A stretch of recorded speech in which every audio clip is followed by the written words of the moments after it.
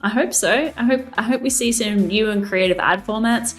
I also hope we see some new and creative targeting options as well, because the current MO is I'm using all of your browsing history and information about what you clicked on, what you might be in market for, rather than the context of the chat itself and the content that I'm looking at right now. Welcome to the Retailgentic podcast, where we explore the intersection of retail, e-commerce, and AI agents, which we call Retailgentic.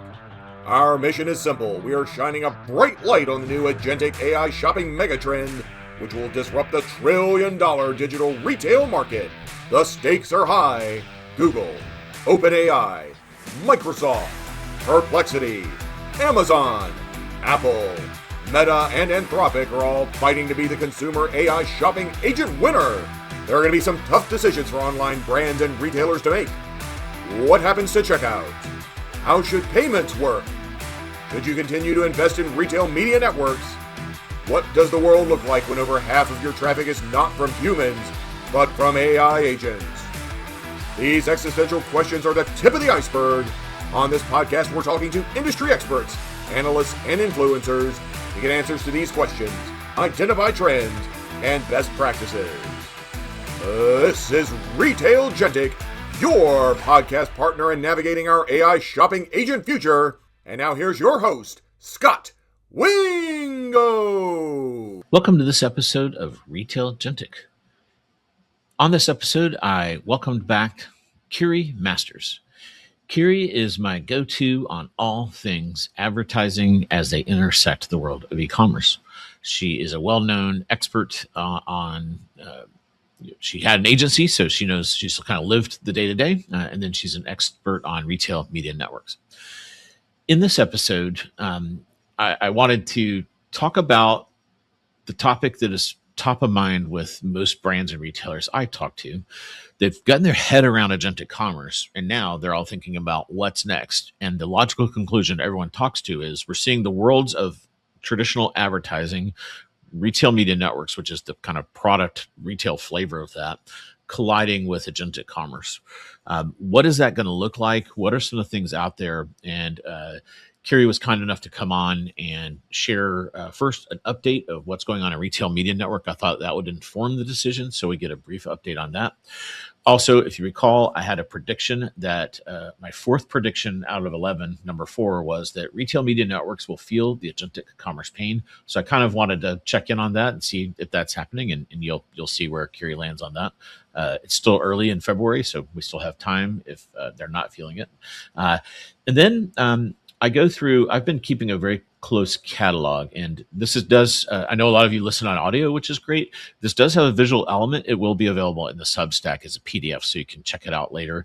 And I'm very keenly always try to kind of at least describe what we're looking at, so you can imagine it if you're just listening as you're going about your day. So we go through that, and I catalog all those things that have been announced by Amazon, Google, ChatGPT. And then I picked Kiri's brain on what is this going to look like as we kind of smash the best things that brands have learned from the retail media network world, and what we know that the agentic commerce engines are doing. How do we marry all that together, and what is this future of these two worlds colliding going to look like? I think this is probably your best view into the future that you'll find anywhere. And I really enjoyed it. Kind of is a little workshoppy. It's a little bit of a different format, but I think you'll enjoy hearing us riff off each other, hearing where Kiri and I disagree and agree. I think that this is the kind of discussion that is happening throughout the industry that a lot of times is kind of, in the back hallways of trade shows. So Kiri and I are super transparent and are able to just hop on and do this type of thing, which is, not what most of the people at the trade shows are doing. So I hope you enjoy kind of how this conversation unfolds. I learned a ton, and I'm sure you will as well. And now, without further ado, my conversation with Kiri Masters about what's going on with the intersection of ads and agentic commerce. Enjoy. Welcome to this episode of Retailgentic. I'm your host, Scott Wingo, and I am joined by one of our favorite guests, Kiri Masters, the host of Retail Media Breakfast Club. Hey, Kiri. Hey, Scott. Great to be back. So I was looking, and we haven't chatted since mid-October, which in AI era is a decade. So, man, how have the last 10 years been for you? Yeah. Just a dream. Yeah. So one of the reasons I wanted to get you on is I am getting a lot of questions around the intersection of Gen AI, agentic commerce, and advertising. And I thought we could start. Well, first of all, if folks are new, give the quick thumbnail of who is Kiri, what's Retail Media Breakfast Club, and where do you spend your time? Yeah, so I started Retail Media Breakfast Club a year ago.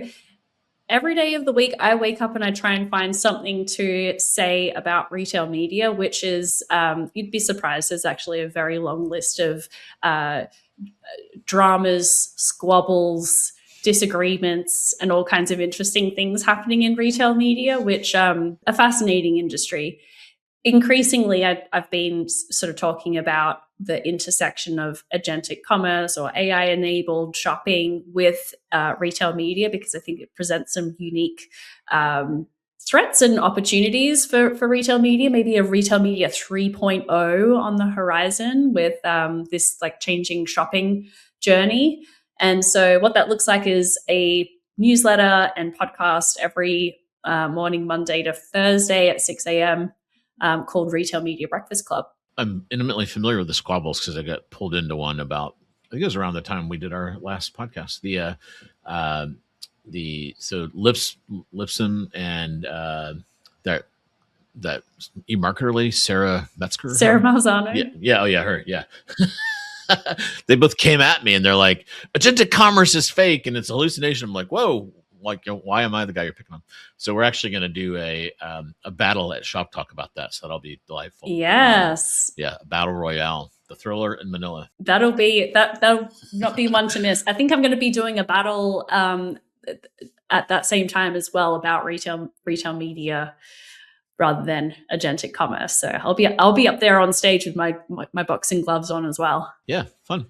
So I thought we could talk by bringing us up to speed on what's happening in your retail media world. What are people in that world thinking about? I know Andrew thinks it's hallucination, but the people that actually believe agentic commerce is real, what are, and I kind of famously had Roy Rubin on the show, and he basically said websites won't exist in 5 years. So that's one perspective. And if you're in retail media, that's kind of bad news for you. But I think that's an extreme view of things. What's kind of give us kind of update of what's going on and top of mind over in retail media? Yeah. So I think the way I think about it is there's a couple of ways that agentic commerce and agentic AI-enabled commerce threatens the current state of retail media.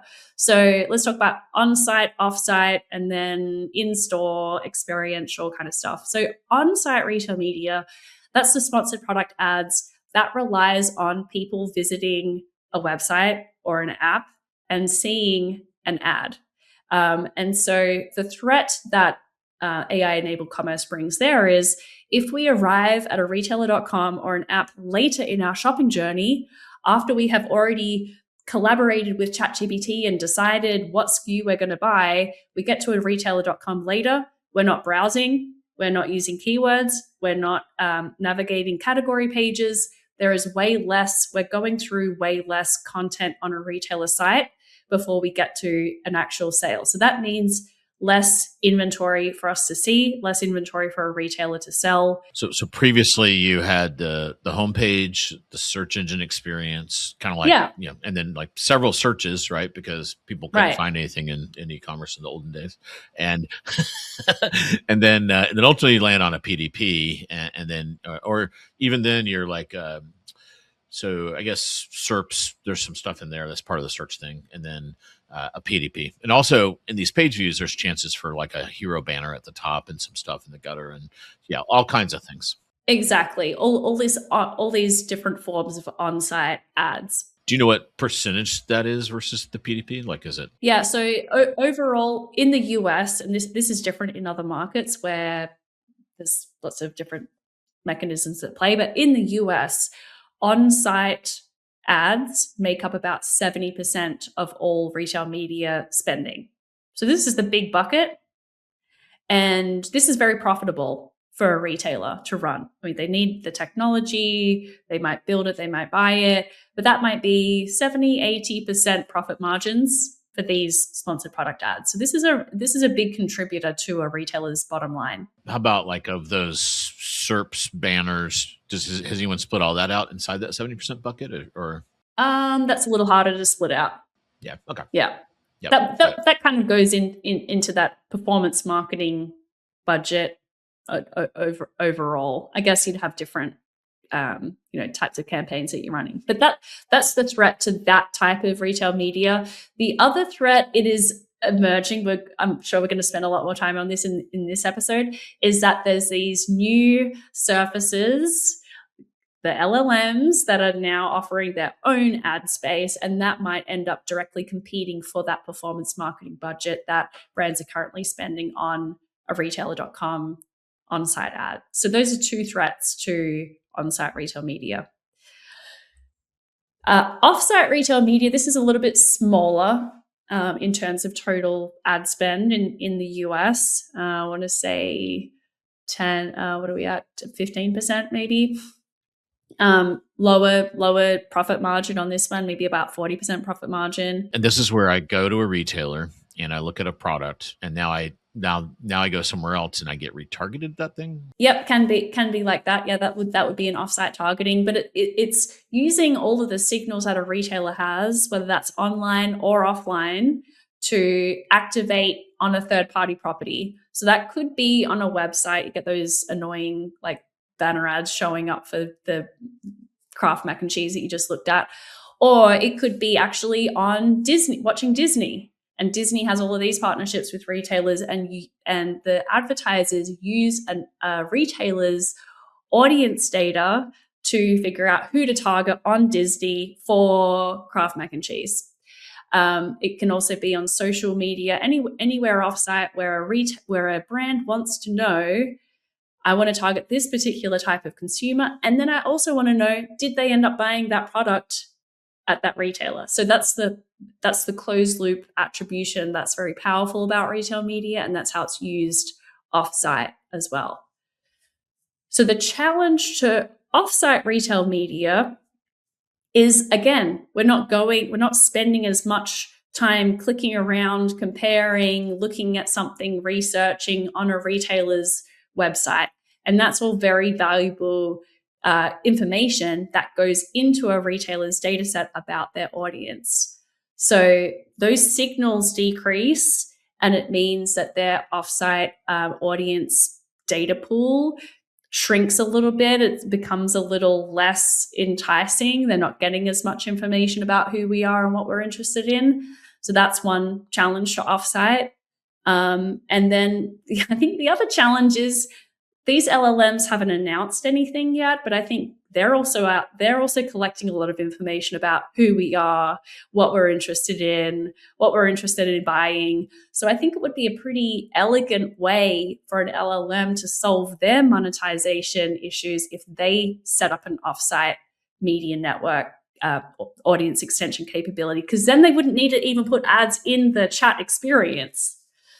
So that's the thing there that is resilient for retail media is that the retailer is the one that collects the actual transaction data, which the LLMs are starting to get that with like a fully agentic scenario, but they're not. They'd still be missing some pretty important pieces, but it is still in my mind a threat to the current scarcity and premium pricing of that ad type. And then your third is in-store. Are they at risk, or they're hunky-dory? Hunky-dory. Yep. No, this is a very interesting space because it's currently a very small percentage of retail media ad spend, only about 3% in the US when you take out Amazon, because that sort of sways the numbers quite a lot because they don't really do very much in-store at all. So 3% of total ad spend. And so there's a lot of, commentary in the retail media space that in-store advertising should be much bigger and it's so effective, and why don't we do it more? Well, there's a pretty significant cost to actually setting up all of those screens and things in stores. It takes a long time. You're trying to put all this new technology into stores where people are working and they're trying to restock, and there might not be a power outlet where you need it to go. So it's complex to do. But it is resilient to all of the stuff that we're talking about, because yes, people will keep going to stores. You want to get out and about on a rainy weekend with your kids. You want to go check out the new kind of apparel trends, and the in-store stuff is going to kind of be completely resilient to this, in my mind. Yeah, there's been several times when I go to the grocery store, and it's always like randomly during the day I'll go, and it's me and all the Instacarters. And then I wonder, like, how many are you guys, are you subtracting out all the Instacarters seeing your ads because they could care less because they're just like looking at the, that's I wonder what percent of eyeballs are Instacarters that you're advertising to, kind of ironically. That's a great question. So it seems like the biggest threat is the big kind of the honeypot, which is the on-site, because that'll impact the off-site, to your point, because you'll have less data. Are people seeing it? Because when I talk to retailers, especially in fashion and beauty, they are definitely seeing a decrease in traffic, period. And they are definitely seeing it kind of, skipping through and going to the PDP. And then all of them, so they realize that there's an elevated experience now that they're having to up their website game to, and they're implementing all these new solutions at kind of what I would call that conversion layer. So they're implementing a better search engine. Many of them have an agent, but they're not happy with it. And now they can kind of see where Rufus and Sparky are. And they're like, oh my goodness, it feels like most of their on-site agents are really more what I would call customer support. Where's my order? And they're really good at that, but they're not really good at discovery. So I think that could also be really interesting. Another kind of element of this is, as they upgrade those things, is that going to also, even when people do come to the site, are they going to be accelerating them to a PDP themselves? Yeah, that's interesting. I think there's a lot of, it's a great point about it being category specific. Interesting about that being apparel. There's some retailers I've spoken with, and they're not really concerned because they don't have a huge on-site business. There's some retailers where it's all in-store. Think about a discount store, right? Or a TJ Maxx. They don't care. This is Dollar not stores. going to affect them at all, right? Dollar stores, etc. They're not worried, and maybe they shouldn't spend too much time worrying about it. But a retailer where there's a compressed shopping journey that's now happening, I think we'll really need to start thinking about, what does a version 3 look like? To be honest, I think that maybe some of these current revenue streams shrink, but there are more opportunities for brands and retailers to partner together. I've got a whole list. I think it's just going to change. I think, the sad thing is, for a lot of brands, they have felt for quite some time that a lot of the retail media ad budget that they're spending has been a margin extraction rather than a truly additive place to spend money. And they're kind of forced into it by their retailer partners. That is, that it doesn't always happen that way. There's some retail media activations that are truly additive and exciting and a great win-win. But there is this kind of reputation that at least some of the time, it's retailers putting on the hard word with brands rather than it being a true win-win. And there are win-win media opportunities that can be built. What do you think about the ad experiment that ChatGPT is doing? So they did their kind of like little warm up, kind of like the cats on the roof is like this old joke of how you kind of like ease people into things, that they were going to run some tests. We're seeing them live out there. Several people announced that they're in the program. What's kind of your current thinking on where that's going? It looks very rudimentary right now. Launching with a CPM model rather than a CPC model, launching with such a limited number of ad partners that they didn't fling open the door and let everyone in. From what I've heard anecdotally, is it's all quite manual and very much a closed door experiment. That could be because they're just, that they're still getting everything ready, and they're building the engine, and they're building the plane as they're trying to fly it. That's the most sort of credible explanation to me, is that they didn't want to wait to perfect the thing. They're sort of learning as they're going. One thing I wanted to kind of do a live podcast workshop. This is what I love about Kiri. I was like, "Hey, we're just going to come on and wing it." And she's like, "Let's do it." And so thanks for that. So I'm getting asked by all kinds of retailers and brands to come, help them understand, like, what give us a position of what's going on in this ad thing, because a lot of them, once we talk to them about agentic commerce optimization, and especially brands, their next thing is like, is there a way for us to pay for better placement and a different look? And the answer today is no. But then my follow-up is, but I think it's coming soon, and maybe not ChatGPT, but I think we're gonna have a wide variety of these things. And so kind of my framework here is, first of all, and if you're on the audio, there's a visual part of this. I'll try to talk through it. So the first part of this is I'm just capturing what we know today. And here I'm showing an image of when ChatGPT announced that they were going, there's kind of I don't know about you, but I've talked about this 1,000 times now. I'm kind of burned out on this one. But there's this famous one where they showed this example of someone meal planning. And then there is the famous Ember Company hot sauce where they show it in stock, and an ad kind of tied, a product ad, product related ad tied to that prompt. Now, I do think the big miss here is it didn't have the buy button on there, but I do think, what we learned in the Amazon era, and a lot of my ad thinking is like, what did Amazon innovate, and will we see a lot of that come out? And then maybe also Instacart because of Fiji, and I'll talk about that in a second. But I think what will ultimately happen is you want to create an incentive for people to be an instant checkout and on your agentic commerce platform. So maybe ultimately these product related ads will have to have a buy button on them, and so that you get your 4%, and then you can stack your CPC or CPM on top of that. So anything you want to add to that, or do you think feel free to say, Scott, that's crazy, that's not how it's going to go?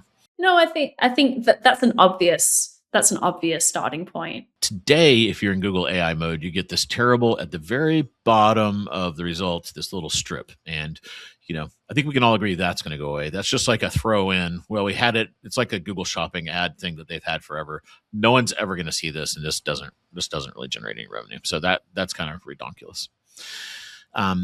Now, this is when they announced in January 11th at NRF, when they kind of famously announced on stage, they did introduce an ad unit, and it's called direct offers. And they kind of conveniently show, it's kind of a funny talk track, because they're like, let's say you're a retailer and you want to offer someone 20% off. And I was like, said no retailer ever. So they love to like have these examples where they're offering a very generous discount. But in this example, if you recall, the consumer's looking for a rug, and then you can, once it gets narrowed down into a single merchant, that merchant can inject an offer that is a deal, or they call it a direct offer. And then I took note that they were really big on talking about this almost kind of like, I don't want to call it a store because it gets confusing, but it's a merchant area. It's kind of like the seller page on Amazon or everywhere, where, let's say you're on AI mode in Gemini, and they showed an example of Lowe's, where you can then go into a Lowe's only experience. So you're looking for dishwashers, and you realize, well, I really want to get it from Lowe's because there's one a mile from my house, and I had a great Lowe's experience. You can then kind of flip it and then look at only the Lowe's inventory for dishwashers, pick yours, and then inside of there is a Lowe's branded chat experience, but also kind of like a on Gemini Lowe's merchant experience. And then I thought, well, that's going to be obviously Lowe's is paying for that, so that's kind of an ad in a way, but it's a upsell. But then I think there's going to be a lot of opportunities for ads in there. So now maybe that gives Lowe's a surface area to go sell Maytag and GE some ads in concert with Gemini, or is Gemini going to sell? So that's another kind of interesting surface area for us to think about. Well, I think that that's interesting in that it ties into something I see a lot of potential in. This has existed for some time, but it's called collaborative bidding. And it's when a retailer and a brand both chip in to run an ad. You might have seen this on social media or in Google search actually as well, where there will be an ad for that Maytag dishwasher. It will be from Lowe's. The ad will show up from the Lowe's handle, but Maytag chipped in for that ad buy and that ad unit. And it was based on, again, that retailer's offsite audience extension data. So this is actually a pretty cool opportunity and a new surface for that collaborative bidding to continue, where a retailer and a brand, that's a win-win scenario because the retailer gets the sale, the brand gets the sale, their interests are really aligned in that. Is there ad technology for that, like to do that collaborative bidding? Is it some kind of like a manual thing on the back end that they kind of sort out? Yeah, that is it. It's done. Some retailers manage it themselves with a team. There was a capability that DoorDash acquired a year ago called Symbiosis. I'm not sure exactly if that's still out in the wild. And then there's another ad tech company called Amped, which is getting started with this as well. Not in the agentic space specifically, but I knew you'd know the answer to that. I had no idea. I've already learned so much. This is amazing. Okay, so Google has kind of planted a flag with one very clear one, and then I'm kind of anticipating there'll be some more on that surface over there on the kind of like the. What do you think we should call that? Like, should we call that the agentic hosted merchant page, or should we call it their hosted shop or something? I don't know. Do you have any ideas? An agentic storefront. Agentic storefront. Yeah. All right. Boom. We'll work Heard on it here first. We'll get the brand people on that one. This is how like we set trends here. And then this one was kind of buried. So the lady that so I am 98%. I've met her, and I'm 90% sure when I met her, she was only doing commerce, and now she has ads and commerce. So I think that's new. And she did a social media post that I thought was really, really interesting. And kind of exciting because I've been trying to get Google to do something more in commerce for like literally 20 years. And, so first of all, she had this really cool little diagram that I don't really know if she hand drew that, but it kind of felt like it. In there, she kind of shows that they have YouTube, search, and agentic commerce. And those are her 3 priorities for the AI era, which is interesting. I was just giddy to see, even though we're number 3, I'm just happy to see commerce kind of on the napkin at Google. And then she talks about some things inside of there of how you tie all this together, and there's ad surfaces across all this stuff. In that post, kind of buried in there, they kind of said, well, here's like yet another ad format, and there's I'll link to it in the show notes, but she goes through a very long thing about they've actually been testing tons of units, and they found that this one works really well. I haven't seen this in a while, and I run these a lot, so I don't know what they mean, but this one reminds me of PLAs, so product listing ads in our old world, where you could kind of like, you'd send a shopping feed and you could buy your way up in the results, basically. The algorithm would kick in, and if you were the same price and things, you basically could kind of buy your way up. And that's what it feels like to me. So here they show someone looking for, there's a whole search prompt that you can go, it's in her post again. But here in the middle thing, we're looking at someone's looking for some headphones, and they do a commute and they want to listen to it like on a subway, and it has to be noise canceling, and they list all these things. So in there, we get down to a SKU, and this is the Sony WH-CH720N wireless over the ear headphones, and it's offered by, I presume there's more retailers, but they just show Target and B&H, and then they showed that it's clearly sponsored. So I imagine there's going to be a little sponsored section of retailers and then an unsponsored section of retailers on the offer area of agentic commerce. So this was interesting. So this one's, they're kind of definitely crossing the chasm into, you can buy your way up and they didn't say in this thing, and here they actually have different prices. So I'm not even really sure if you're just going to have two sections, a paid section and an unpaid section, or how this is going to look. But this is a second ad unit that we know Google's working on. There's the deal one, and then this. I'm going to call this an Agentic PLA for lack of a better word. How does that suit you?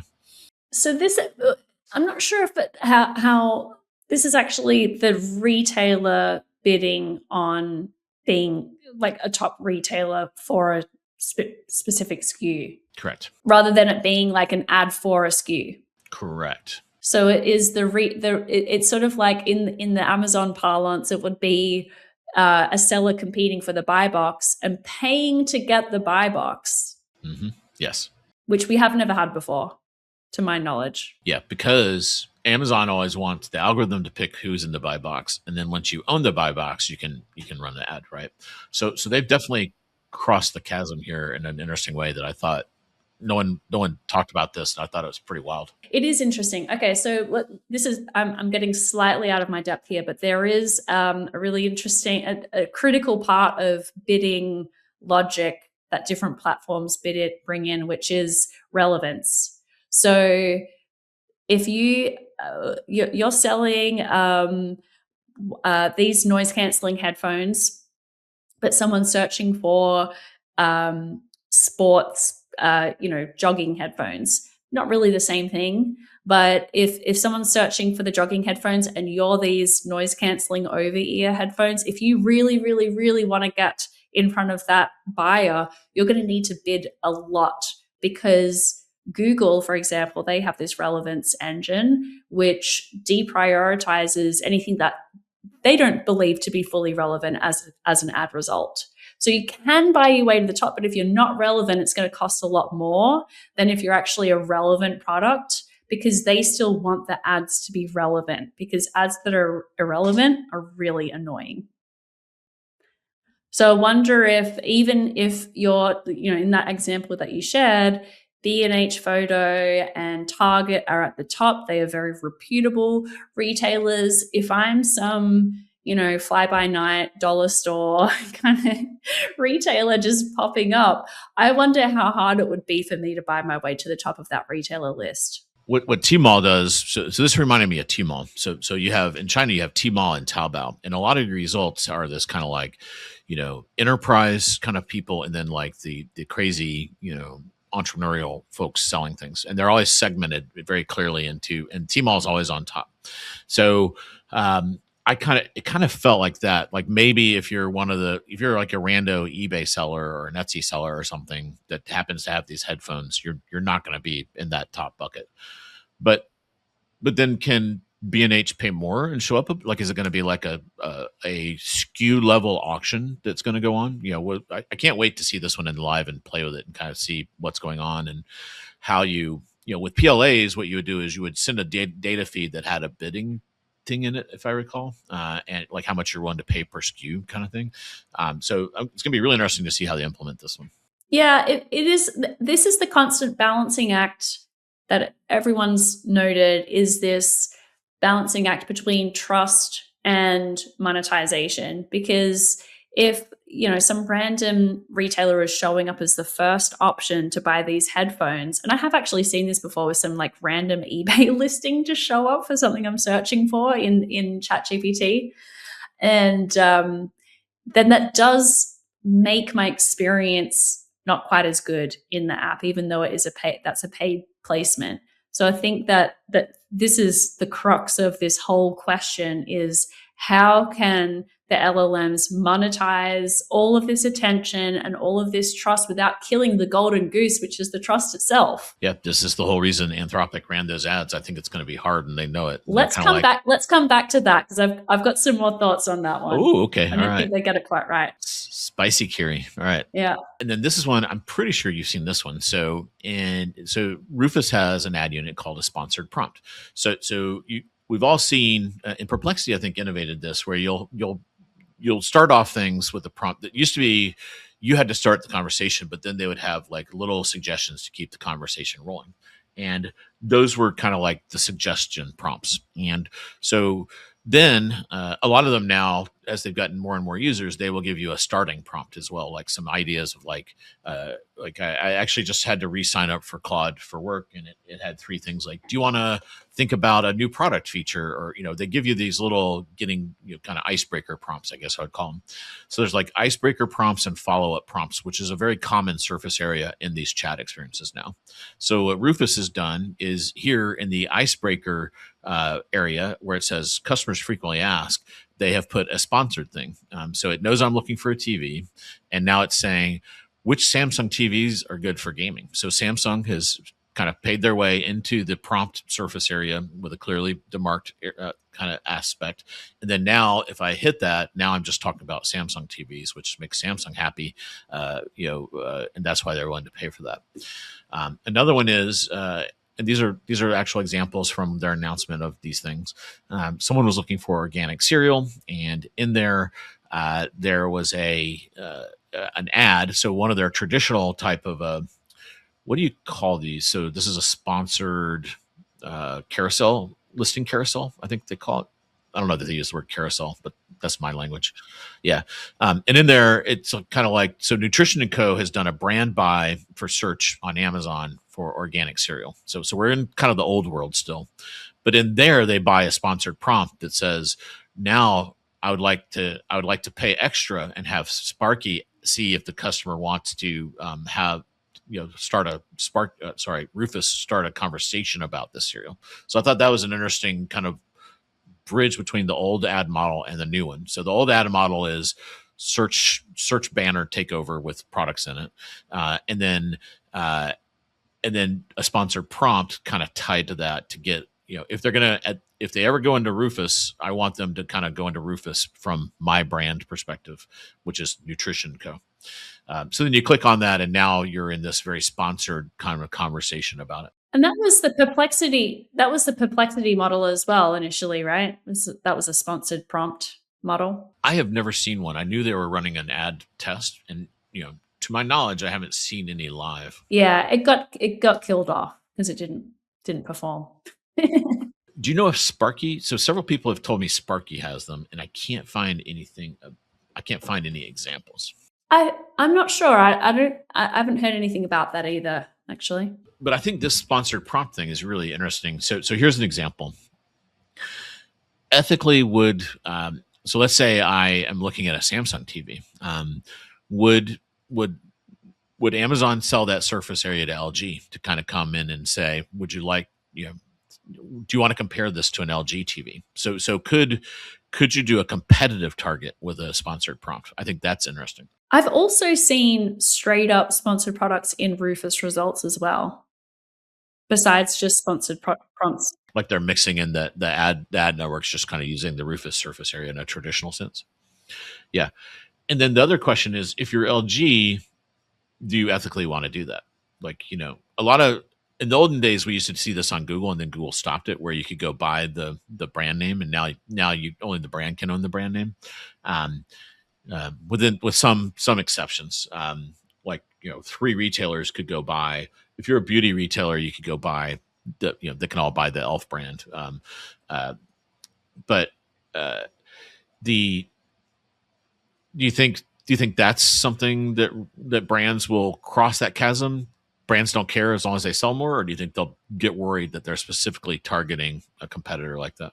Well, right now, from a buying perspective, you can't just target sponsored product ads in Rufus. So I actually have I'm working on a piece right now, doing a bit of a deep dive, talking with some agencies about what they're seeing with regards to the performance of these Rufus sponsored products. So I'll have to come back to you on that one. All right, future podcast.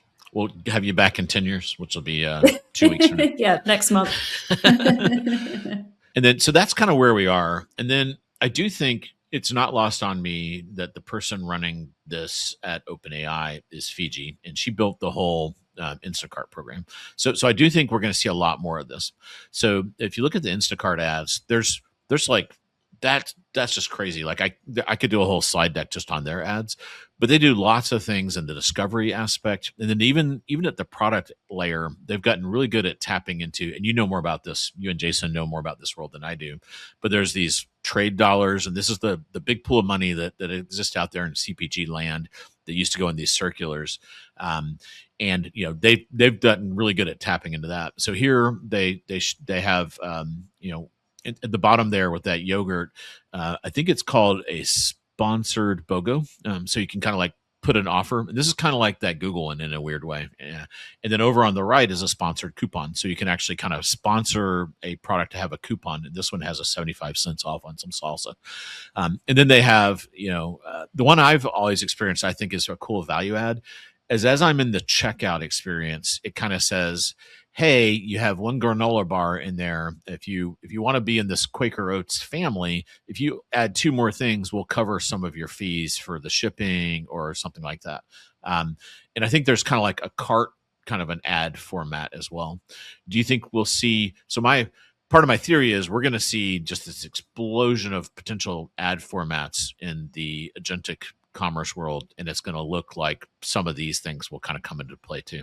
Yeah, absolutely. And I love where you're going with this, because I think a lot of my initial conversations with retailers, there was concern that it would immediately be a race to the bottom with agentic commerce and AI enabled commerce, in that, if there is perfect competition, right? If we know we can compare this offer from this retailer all in with shipping, with taxes, with the return policy versus that retailer, that I'm always going to choose the retailer with the best price on that item. And that's not the case. We shop at different retailers for different reasons. Some of that, there's so many dimensions that retailers have always competed on, not just today. Selection, location, convenience. I spoke with someone recently who bought a microwave, lives in New York City. She bought it from a regional retailer called PC Richard, because they came and picked up the old microwave and took it away. And Best Buy doesn't do that. So there's so many ways that retailers can compete. Loyalty programs, sampling, like with Sephora. People love the Sephora samples, and it costs them absolutely nothing, and it costs the brands, the brands fund that, basically. Speed of delivery is another one. Like some of these, I'm not someone that would use like the DoorDash delivery at Sephora and Ulta, but there are ladies in my family where they're having an emergency and we're having a makeup emergency, and they will pay for that, or our dad gets to go and deal with that. Yeah. So there are a lot of more dimensions, and it's kind of like, I kind of think of it as the service element, right? So the way you differentiate is you add layers of service, and it can be loyalty, it can be free add-ons, and it can be getting the product. And another one that's really popular is payment mechanism. So I have some 20-year-olds, and they love buy now, pay later. I would never use that. It feels kind of, it's not my thing. But if you look at the data, there is a cohort of people that they don't like having a credit cards are for emergency, and they don't hardly put anything on there. And they like to know, I'm going to buy something big, and I have a plan to pay it down in 3 or 4 payments and be done with it, not have to stress about it.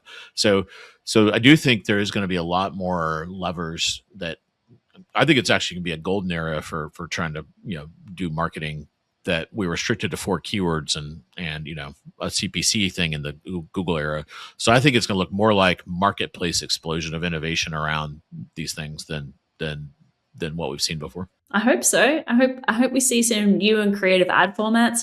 I also hope we see some new and creative targeting options as well, because the current MO is I'm using all of your browsing history and information about what you clicked on, what you might be in market for, rather than the context of the chat itself and the content that I'm looking at right now. And so this is where I want to come back to the Claude Super Bowl ad, is that the reason why those ads were so good is that the AI character was serving up an endorsement of something that really didn't have any context about what that person was really asking about. It picked up some context, but it missed all the other ones. Exactly. Exactly. So I think that that is a real misnomer. Of course, these like more intelligent models know what our um, our rationale is 99.9% of the time. Sometimes they get it wrong. But that's the missing thing that I think we're going to be able to get potentially with targeting. I really hope that the models figure out how to do this, which is target the context of the query, not who I am as a shopper, or these like attributes or past purchases that can be added on. But one of those Claude ads where how can I get better at the gym, and it was something about him being short. So that's not. We help short kings stand tall. That's right. I love that bit. The writing on that was superb. Yeah. Yes, fantastic. The really good ads, but I think what I hope we will be able to get to is this more sort of content-based contextual advertising, rather than some of the creepiness factor that comes from ads is like, oh, they're following me around, and when they're too following us too closely, it feels invasive. So if there is these, and the only way that these LLMs will be able to do it is purely algorithmic, which opens up its own challenges for advertisers who want more control over their ad spend. But if we're able to sort of only bring an ad into an environment when I'm really like working through something or really trying to discover something, rather than like some kind of creepy thing reminding me that I have wide feet. I don't need to be reminded of that all the time. Random example. Asking for a friend. I've talked about it publicly before. I've come to. I've always wondered why Jason calls you Duckfoot Kiri. Now I know. Man, he's mean. Dang it, Jason. He's so nasty. It is, yeah. Yep. When you get to be the head of Publicis, all the things he does, that's how you roll. If only I had so many words in my job title. Just saying. I know, yeah. But you have breakfast in yours, which is kind of cool. Yeah.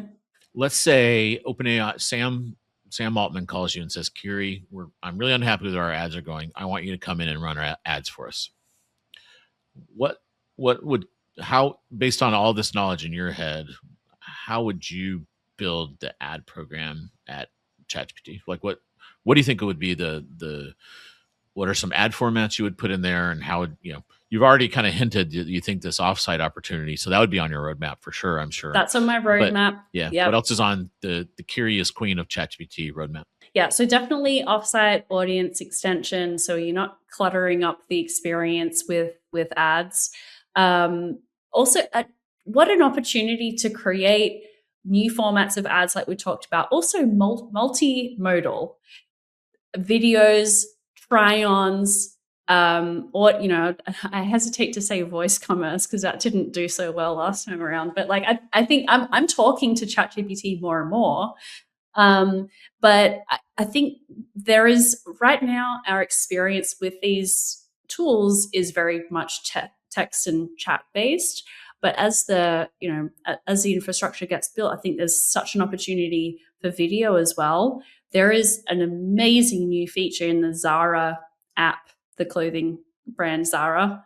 And if you upload a picture of your face and your body, it creates a lifelike digital twin of you. And then you can do all of these virtual try-ons and it looks just like you. And you can see like, this suits me, or should I pair this blouse with this skirt or these shoes, which looks better? It is a delightful experience. And I think that there is a real opportunity to bring in some really new things that we haven't seen before. Could we please throw away the sponsored product ad textbook and try and imagine things from a blank page? Because I didn't find that hot sauce sponsored product ad particularly enticing or alluring. I was like, come on, can we do better than this?